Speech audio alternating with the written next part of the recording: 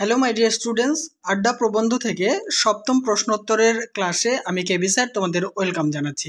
এর আগের 6টি প্রশ্নোত্তর দেখার জন্য আমার চ্যানেলকে সাবস্ক্রাইব করে নিয়ে আমার চ্যানেলের প্লেলিস্ট থেকে একটা ফোল্ডারে তোমাদের সেকেন্ড সেমিস্টারের যাবতীয় প্রশ্নোত্তরের ক্লাসগুলি দেখে নিতে থাকো। দেখো 7 নম্বর প্রশ্নে আড্ডা প্রবন্ধ থেকে বলছে, মহালগনের বর্ণনা আমি আর কি দেব? কোন প্রবন্ধের অন্তর্গত?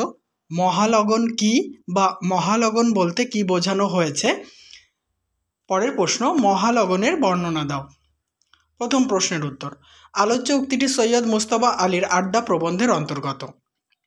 নেক্সট, মিশরের ক্যাফে দ্য নীল বা নীল নদ ক্যাফেতে প্রাবন্ধিকদের যে আড্ডা বসত, সেখানে নানা স্থান থেকে নানা ধরনের আড্ডাবাজরা উপস্থিত হয়ে যে আনন্দঘন পরিবেশ তৈরি করত, এখানে সেই মুহূর্তকেই মহালগন বলা হয়েছে।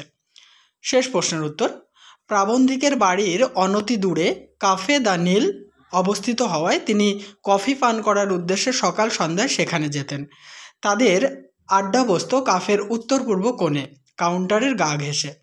প্রাবন্ধিকের ভাষায়, দেখো এখানে ডবল কোটেশন আছে, প্রবন্ধের লাইন, হরেক জাতের চিড়িয়া সে আড্ডায় হর বক্ত মৌজুদ থাকতো, দাড়ি দিয়ে কোটেশন ক্লোজ। নানা ধরনের মানুষের আগমনে আড্ডারও রকমফের ছিল।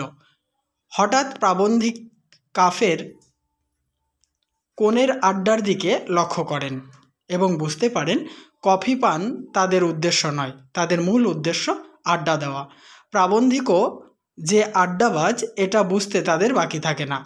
এই মুহূর্তকে মহালগন বলে অভিহিত করে লেখক তাই রসিকতা করতেও ছাড়েননি।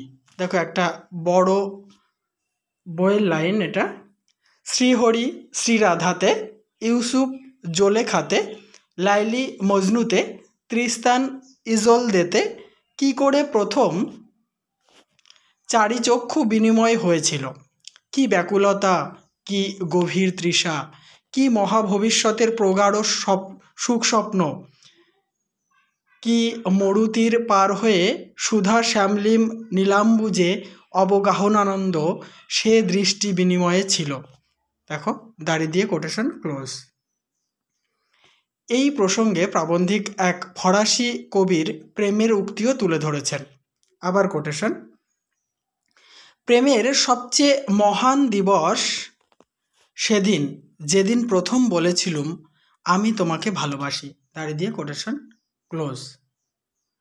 এই তত্ত্বটাও প্রথম প্রাবন্ধিক সেই মুহূর্তে উপলব্ধি করতে পারেন।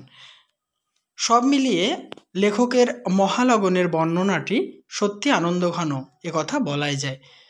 তাহলে এই প্রশ্নের উত্তরটি সমাপ্ত করলাম। খুব তাড়াতাড়ি নেক্সট প্রশ্ন উত্তর নিয়ে হাজির হব।